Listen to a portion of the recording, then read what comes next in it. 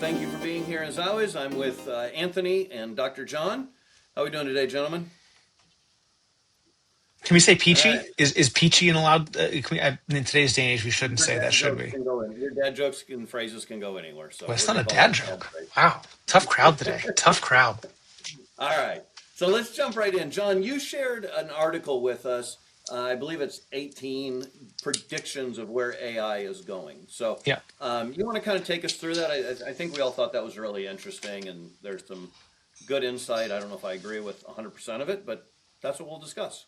Yeah, so once a week I get together with some people who are pretty innovative in AI, and we talk for 15 minutes about the state of affairs with artificial intelligence. And this article came up in one of these conversations, and this guy who's not part of the group wrote an article, Jacob Nielsen, on he talks about UX primarily, so user experience, but he had 18 predictions for 2026. I was just going to walk you through his predictions real quick and get your reaction to them fast. And so the first prediction he has is that accelerating relentless change in 2026 will continue to accelerate. And he talks about how things that used to take 7 months in model design are now taking 4 months. And he basically says that by the end of 2030, we'll be able to do in one day what humans would take 100 years of work to do collectively. And so the question is, what would 100 years of work be? It would be a group of people working on a mid-budget movie like Bollywood. Takes about 100 person years of work to put that together. And he's suggesting that what might be a $9 million Bollywood movie today will be a $200 movie with one day of effort by the end of 2030. So that's how fast we're accelerating. Reactions.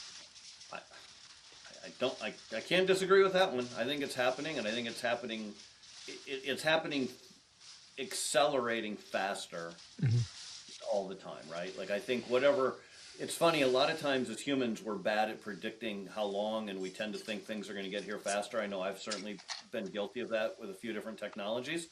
Yep. AI is moving faster than even I expected. Like it's almost moving so incomprehensibly fast that I would say that people that are in it all day have a hard time keeping up. One chief technology officer said to Deloitte in the article, he said that it takes longer to research the new technology than the amount of time that technology stays relevant. Wow. Well, I've heard it's smarter than all humans on Earth combined, right? Like that's one definition I've heard. Also heard that it is just smarter than one really smart human, and and maybe not in that person's expertise, but all told, if that's the definition, we're there, right? If Yeah, I that's the think this is. definition. I think this is more about being able to kind of work intelligently, autonomously, creatively, without getting, without hallucinating, getting off track, being, telling me what I want to hear. So right now, AI predicts the next one word that it should say to accomplish an outcome versus truly, solving a problem. I'll give you a great example. In our medical practice, we go out and look for medical data online, and we find lots of problems with the medical data in the broad universe of intelligence versus what's known in the scientific community. And AI can't parse those things out today where a doctor can. So we're not there yet. I don't think we're going to get there in the next year. Number three. So my definition would be going back to, I always say I'm looking for Jarvis from our Iron Man, There you go. right? Yeah. And that would be my definition. If people that haven't seen Iron Man, it's Tony Stark's computer that he talks to, and it just while he's working on something, it's solving bigger problems and assisting him, and they're working side by side. To me that would be what I would think of, and I just don't think we're that far away. I don't know if it's going to hit this year, but I don't think it's going to be that long.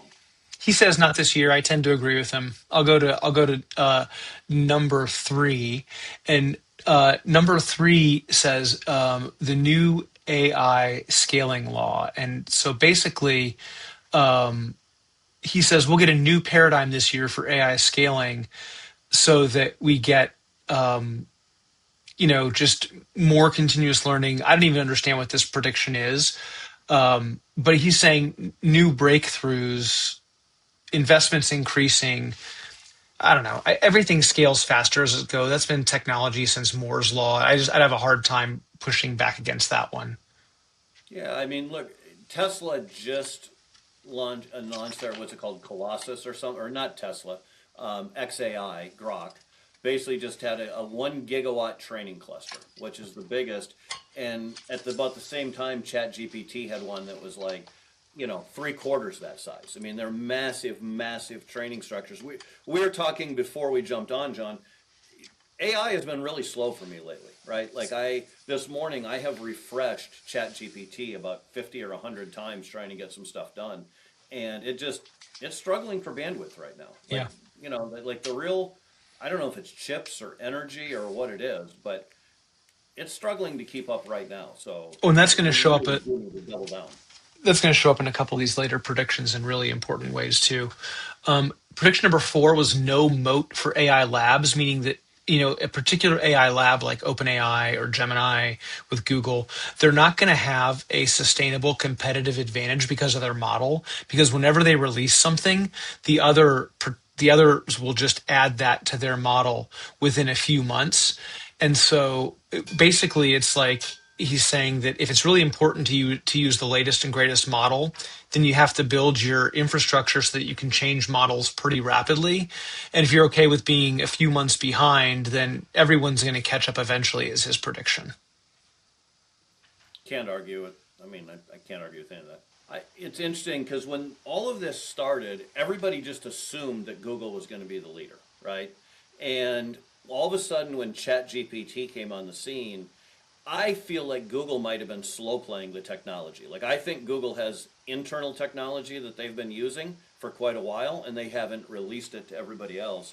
They were trying to keep it in house, and all of a sudden, when somebody else came out, I think it forced them to step up their game. I still think Google's ahead, in my personal opinion. They're just, still think they're slow playing this, but that's just my theory. It's based on nothing but gut instinct. Well, number 7. We're not even halfway done yet. The compute crisis continues. You've got lots of these companies are vertically integrating into nuclear and other types of power deals. I think we've covered that already, but I think continuing vertical integration and also the chip shortage continues to be a problem. Is one of the that seems like a pretty mom and apple pie kind of prediction. Like duh, right? Yep. Well, I listened to Musk yesterday on a podcast talk about that the um, the chip shortage is not a problem. It's the problem is going to be the ability to turn those chips on.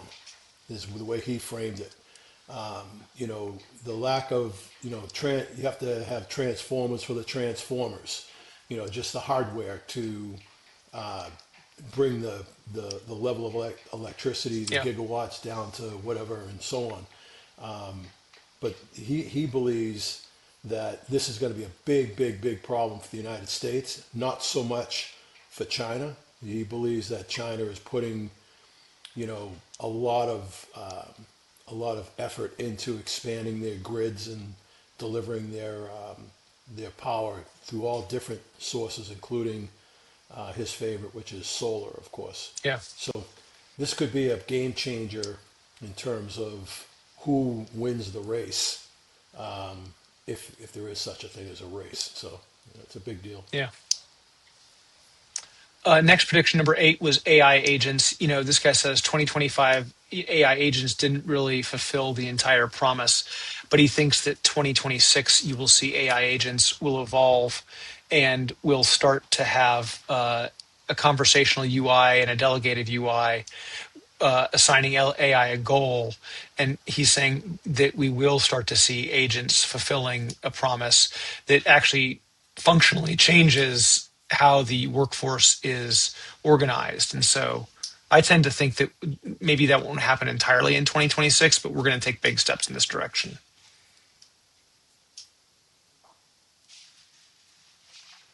Randy, you're muted, so.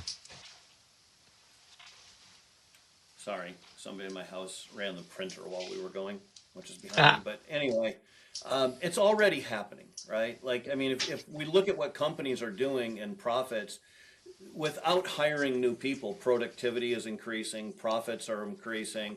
So to some level, it's happening.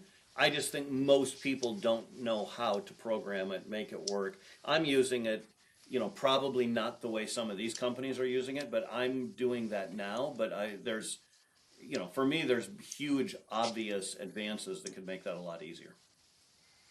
Yeah, I think. I was listening. Oh, go ahead. Yeah, Sorry, yeah, John. Anthony. No, I was going to take us to the next one. Go ahead. No, I was listening to the CEO of Templeton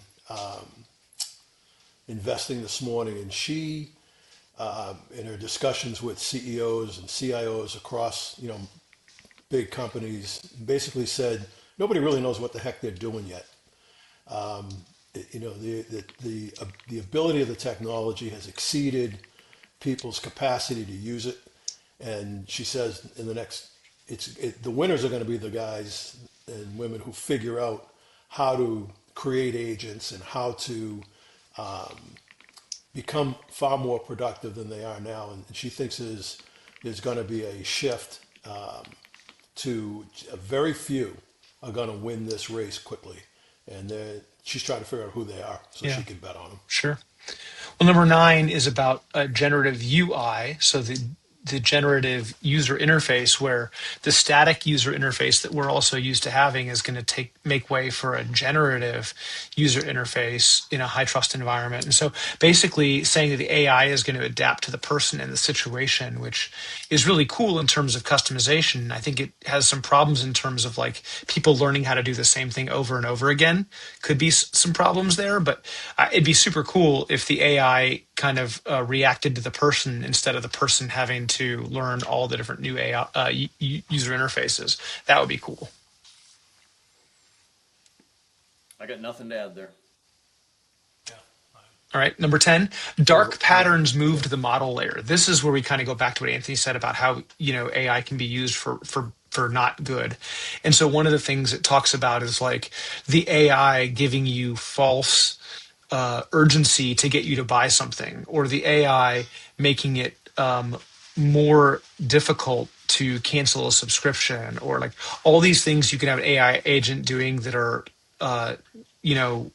not helpful to the consumer and opposite of what the consumer wants, because the AI model has been told to do that on the back end, not by the user themselves. This is the kind of the dark patterns, and them coming up in the models start to be manipulative with people, which could really be negative in the marketplace. Again, I'm gonna stick with we need good to beat evil, and we just need Yeah. more people doing the right thing. And I think if we go back to what Anthony said earlier about this becoming, he didn't use these words, but democratized, right, and cheap enough. If it becomes cheap enough, there will be a choice of whatever you want, and I think that's where this is going, right? It'll get more and more efficient, and you may not be able to run the full model, but if you can run one that's 95 or 98% of the full model and have the beliefs, the values, the Mhm. outcomes that you want. Uh, I think that's where we're going. I'm not saying we're going there this year in 2026, but that's where it's heading. Well, the question for me is, where is the security going to live, right? So, like, back in the 90s, I was installing like Norton's utilities to make sure that I didn't get, malware on my computer. And that exists in some form or fashion today. And so is that going to be a third-party AI that I've got to use that sits over the top of my experience? Or will I purchase a model that has that built in? Will I be able to adjust that? Who do I trust is going to be a big question for the future. So, I guess what I was talking about wasn't so much that as what does AI create on its own? That we don't realize it's creating. We're giving AI access to medical records and financial records and so on and so forth. And it's just if it's at the pace it's moving and what it's capable of doing, is it capable on its own to create something that we're going to have a tough time dealing with? And I don't know what that is, but it just seems like some even not a person, the thing doing its own thing. well, and how much transparency are we going to get about how it's being told to treat us? That's going to be a question for the future that I didn't see in this article. Maybe it's there, but I think that's going to be a question for people: is like, how is it being programmed to treat me? and how much transparency do I have into that? And is that going to be a third party technical audit? So it's going to be interesting. Number 11 was the multimodal AI, where right now we have primarily text AI interface today with you can speak into it and it can transcribe. But this guy thinks that, again, Jacob Nielsen, PhD, thinks that 2026 is going to move into a system that speaks, listens, sees, imagines, all of it, so that we don't have just a text-based AI, but we're going to be having, all of those ways of interacting with the AI come to be regular in this coming year. It's a big step forward if that happens. I mean, don't we already have a lot of that? I think, John, you and I use screenshots and images all the time, right? And I think you said recently you do that as well. 100% I do. I use voice. I use I use audio. I use all of that. I think getting it to be a place where it actually interacts with you more naturally in that way would be the big jump forward, right? Yeah. So I think that'll be very interesting. 12 is that single mode AI providers are bought up by multimodal AI labs. So if you're really good at one kind of AI, you're going to get bought up by that goes back to your point, Anthony. And so your question, like, can Anthony AI do all this? Sure, probably, but it's going to get soaked up by OpenAI or by Google or X or someone, probably. Yeah, and for people out there that are listening to us that have the talent, if you create an application, small, medium, large, that's where some serious acquisitions could take place. I mean, you know, Instagram was bought for $1 billion, and I think at the time there were 60 people working there. So what is the version of an AI application that would be parallel or equate to what Yeah. Instagram or Snapchat or these things are? So there's opportunity out there for the right people. I'm sure people are working on all that stuff right now. So startups all over the place. Yep, that's right. Let's see. Next here, we've got editing AI generated images. He thinks that it's going to be much easier to edit images this year, where it's going to be much more, little tweaks versus having it re-render the entire image, and so that AI editing is going to be easier to deal with. I mean, that's not my world. I don't use it that often, so I can't really speak to that one. It'd be super cool if we could do it. I've been experimenting, playing with some things there, and Gemini is really good. The others suck at it, from my experience, but Gemini is really, really good at that and getting better. We Yeah. talked about this a month or two ago, and it's significantly better now than it was a month or two ago. Well, and we're seeing much longer stream. Like, I think I just saw clips of like 20-second video sessions coming out, where it used to be 8 seconds, and they're getting longer. And so we're going to see more and more of that type of AI happening. Number Well, 4. it's cool. Oh, That's cool stuff. That's cool stuff. yeah. That's what people want. They Yeah. want fun and they want entertainment. So yeah, you can see a lot of that I happening. mean, Oh, that's a lot. going to lead eventually, when it's long enough. I really believe when we go to Netflix, we are not going to, like now how you scroll through. I believe that at some point you will create your own personalized AI content. It knows John likes this type of hero, Anthony likes, Yeah. I don't know, this type of woman is appealing to him, or this storyline, and I think it will create stories, shows in the context that people want. I think is Yeah. inevitable. I'm not saying this year. That's still a ways away, but that's coming. That'll solve a big problem for me. I just went and saw a movie at the theater that Rotten Tomatoes had at like 98% or something ridiculous, and I would have given it 2%. And so clearly I was not on the same page as Rotten Tomatoes for this one. So You always look at the popcorns, never the tomatoes. They got yeah, the yeah, popcorns and the tomatoes, and the popcorns are from yeah. the fans. I always look at the popcorns. About that content though, beyond video, Randy, I've got literally a banker's box full of like audio, video, and written stuff from my grandfather. And I didn't get a chance to really interact with my grandfather past the age of like 20. And he had a lot of things in his career that could have been really helpful to me in my adult life. I really am looking forward to the day where I can dump that into an AI with relative ease, which we're not that far from that today, and then have a conversation and see how that AI reacts. I think at this point, the constraint's not the AI, the constraint's my time and willingness to go set that up, but we're pretty close. Yeah. So, number 14, the two-tier AI world. I'm already experiencing this. There's going to be a have and have-nots. There's the free AI users and the ultra premium AI users, and the level of difference between the experience. I mean, I saw it today. I couldn't get deep research to do something on a low-tier paid account. I went to a different account where I have a high-tier paid account, and it spit it out immediately. Yeah. So, Again, this comes back to energy, chips. I mean, the yeah. bandwidth. So same. It's really Yeah. the same thing. But 15 was about niche targeting, how we're going to have one-to-one data and ads and everything promoted to us, which I think is great in the sense we get served up exactly what we want.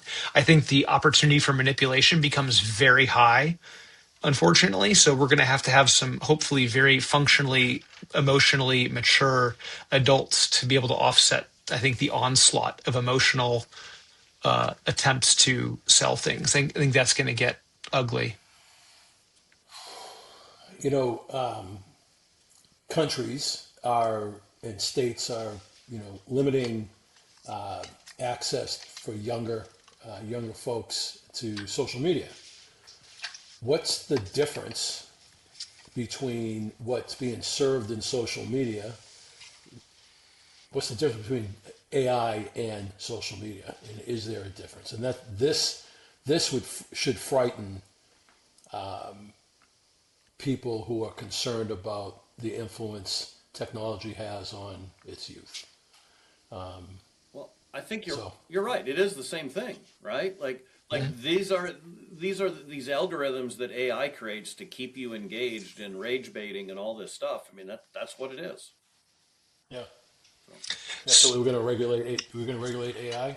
I don't know if we can or not. I think parents need to certainly be really high on that list. And the people in this article, the guy says that one of the very few types of roles that will maintain its human necessity in the short term is that of a teacher. And I think from like the technical teaching part, that's probably not true. I think AI is going to be a better teacher of the information, but in terms of like the humanity of teaching, I think teachers are going to take on a new role and an important one as our parents going forward. So, all right, a couple more before we wrap this part up. Number 16, physical AI, the brain gets a body. I think we all agree that robots are coming. I think there's going to be some really easy ways they show up in the world. And so, in Austin where we live, one of the easiest ones we see is the kind of the robot taxi. Tesla's got a robot taxi. We have Waymo here in town. We've got a number of different, We got Zeus or automated. whatever. Yeah, there's Yeah. 4 or 5 of them. Yeah, there's 4 or 5 of them here in town. So I think that's already happening. I think we're going to keep seeing that. I think the thing that I'm looking forward to is more than just the humanoid robot, but all the different form factors we're going to see over time. So 17 is the apprenticeship comeback. Like, I think everyone knows it takes an experienced person to get the best results out of AI. And right now, AI has caused a lot of junior jobs to go away. So we're going to have to rethink how we bring new, inexperienced people into the workforce. And 2026 is going to be the year that we really think through that, is that what this person says. I don't know if that's going to happen, but I'm hopeful that it does. I think it's the right approach. It's the approach I'm trying to take with my family and my companies. But so I don't know if he's right in terms of a prediction, but certainly it's important to me. I completely agree. Right? Like I hope it happens. I want it to happen, and I don't think it's going to happen in 2026. I just don't think Yeah. we're ready to abandon the way we've been doing it for decades now. Yeah. Quickly. The last prediction he has is that human touch is not going to be a luxury that people want to pay for. That at some point we're going to be okay watching a Hollywood movie that wasn't written by a person. We're going to be okay listening to music or reading a comic strip that wasn't written by a person. And I think that at the end of the day, that's right. I think we're going to, I think a lot of people are going to need to rethink their careers in the same way that has happened throughout history over thousands of years. So. Yeah, this is one of these things where humans lie to themselves, I think. I think I watch this a lot in AI, and they're like, AI is never going to be able to blank. And usually Yeah. I'm not so sure, right? Yeah. I've watched this inside one of my companies, this week working on this product to be able to take Facebook messages and sell off of them. And I've watched the evolution of my team working on it, going from kind of thinking, oh, this is just something extra, and it's to being like, oh my God, this is already better than humans, and like they they kind of thought the human was needed as little as half a week ago, and now they're like, oh, the human's a hindrance and kind of in the way. Yeah, and I mean, I don't. For me, I recognize the ethical challenges and the dilemmas that come up for individuals who may have to rethink their career. And well, I think that for society as a whole is probably going to be okay. The individuals themselves may not be. And I mean, look, this is a problem as old as time itself. Like there are times that a species acts in the species' best interest, but not in the best interest of the individual member of the species. And so this is not a new problem. It's one that I hope people get sensitive to, and I hope that we can kind of help each other through it. But I think that to say that it's not a problem or that we can regulate that problem away are, what did someone tell me earlier in my career? That's like trying to push water uphill with nothing but your hands. All right, There I it think that's a is. good point to break. So, 18 predictions. Jacob Nielsen, PhD on Substack. Check him out. I've never met the guy, but Jacob, if you're listening, certainly appreciate the work you're doing here. JAKOB Nielsen, PhD.substack.com. Let's take a break. perfect. All right, with that, let's go to break. When we come back, we are going to get into our predictions, and instead of Jacob's, we're going to talk a little bit about where we think it's going or where we would like to see it go. Here at Tales of Abundance, we know that fitness is just as important as money or milestones. It's one of our key 5 F's for lots of us. Taking care of my body while I build my life is one of the more time-consuming and difficult goals to chase. That's why we're partnering with AG1. It's a daily drinkable habit.